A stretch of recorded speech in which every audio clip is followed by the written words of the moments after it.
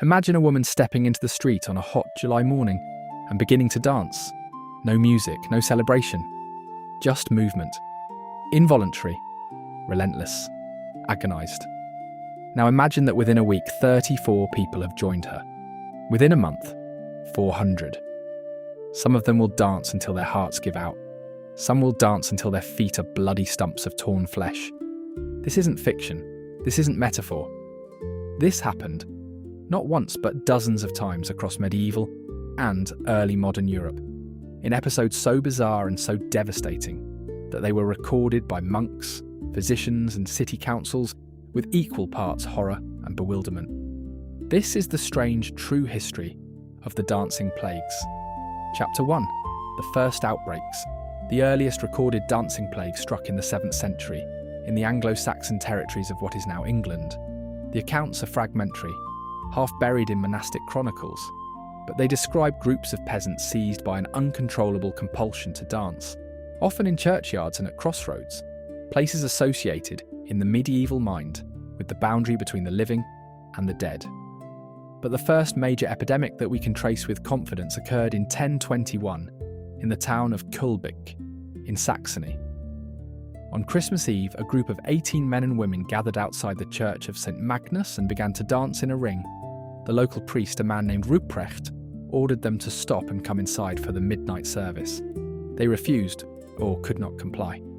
Ruprecht, enraged, reportedly cursed them to dance for an entire year, and according to every surviving account, they did. For 12 months, the dancers of Kölbigk whirled in their circle, unable to eat, sleep or rest. Rain and snow fell on them. Their feet wore trenches into the earth. When it finally ended, several of the dancers collapsed and died. Others were left with a permanent tremor in their limbs for the rest of their lives.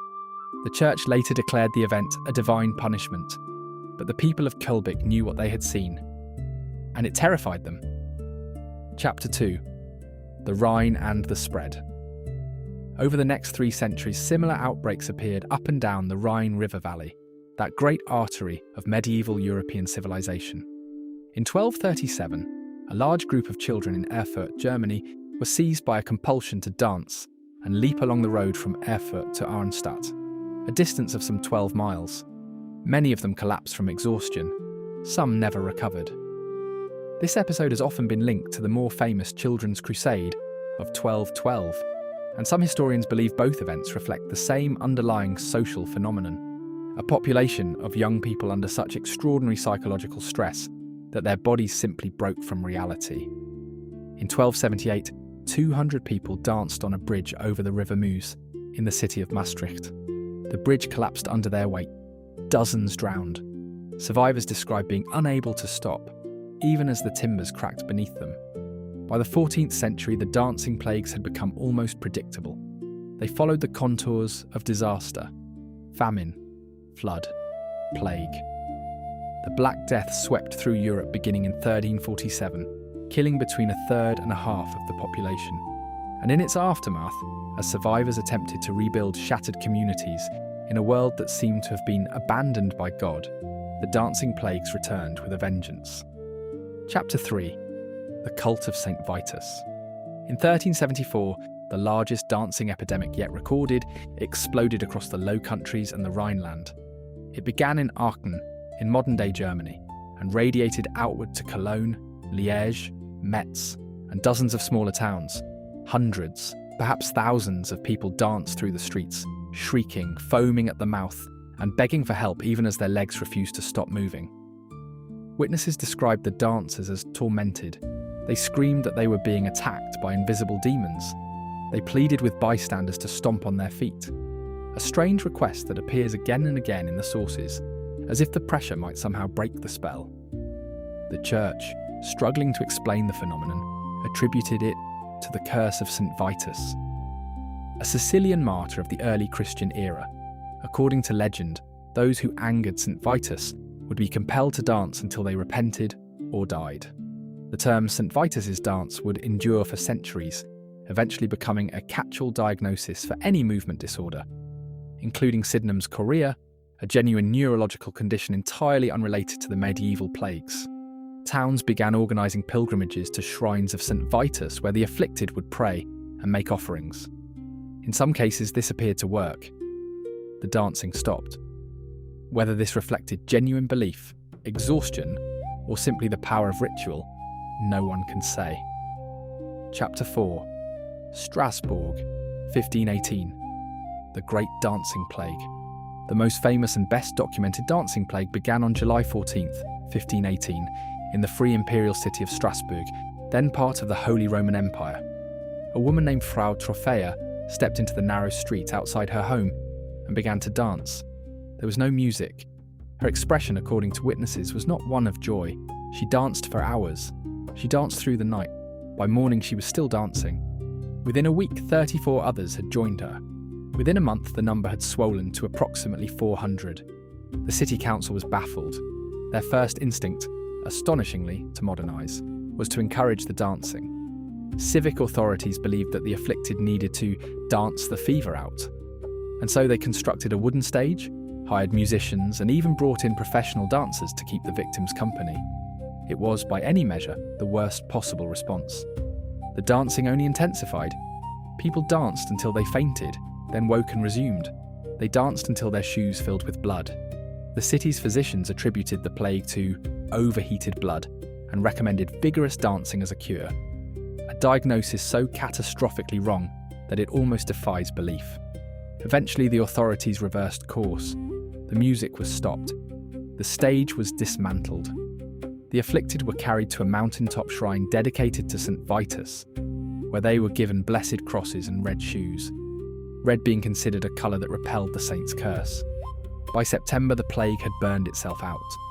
The death toll is uncertain, but multiple contemporary sources state that at its peak, as many as 15 people per day were dying of strokes, heart attacks, and sheer exhaustion. Frau Trophäa's fate is unknown. She appears in the historical record for one terrible month, and then she vanishes, consumed perhaps by the very madness she began. Chapter 5. The Italian and Southern Outbreaks. Tarantism. While Northern Europe suffered dancing plagues associated with St. Vitus, Southern Europe, particularly the Italian peninsula, developed its own variant, tarantism. Beginning in the 15th century, peasants in the Apulia region of southern Italy began claiming they had been bitten by tarantula spiders, and that the only cure was to dance.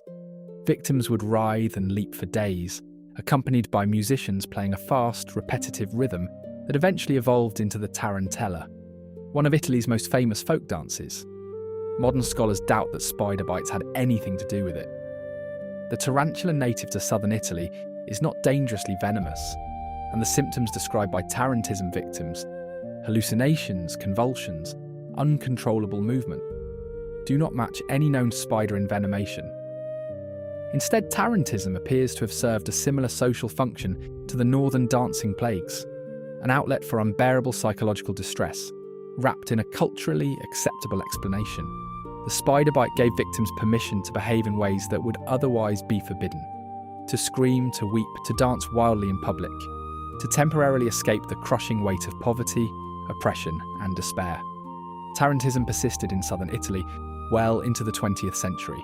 The last documented cases occurred in the 1950s and 1960s, recorded by the Italian ethnographer Ernesto de Martino, who travelled to Apulia and witnessed the rituals firsthand. Chapter 6. Explanations. So what caused the dancing plagues? The honest answer is, we don't know. But several theories have been advanced. The first is ergot poisoning. Ergot is a fungus that grows on rye grain, and it contains chemicals closely related to LSD. Contaminated bread could, in theory, produce hallucinations, convulsions, and involuntary muscle movements. But ergot poisoning also causes restricted blood flow to the extremities, making coordinated dancing essentially impossible. The theory doesn't hold up. The second is mass psychogenic illness, what used to be called mass hysteria. Under conditions of extreme stress, communities can develop shared physical symptoms with no organic cause. This theory is currently the most widely accepted among historians. The dancing plagues occurred in populations devastated by famine, disease, and flooding. People living at the absolute edge of human endurance. in a culture that genuinely believed in demonic possession and saintly curses. In that context, mass psychogenic illness becomes not only plausible, but almost predictable. The third theory suggests a deliberate ritualistic practice, that the dancing was a form of ecstatic religious worship that occasionally spiraled out of control. There is some evidence for this in the earliest outbreaks, which often occurred at religious sites. But it fails to explain the involuntary nature of the later plagues, in which victims were clearly suffering and desperate. Plagues disappeared from Europe by the 17th century. No one declared them over. No cure was announced. They simply stopped, as if the conditions that produced them, the specific combination of faith, fear, starvation, and social rupture, had finally changed enough to break the cycle. But mass psychogenic illness has not vanished. Outbreaks of uncontrollable laughter, fainting, and trembling continue to occur in schools and factories around the world, from Tanzania to the United States. The human mind remains capable of turning unbearable stress into involuntary physical expression, and doing so collectively in waves that defy rational explanation. The dancers of Strasbourg and Kölbigk and Maastricht were not mad. They were human beings, crushed by a world they could not control, whose bodies found the only language left available to them. They danced because they could not scream,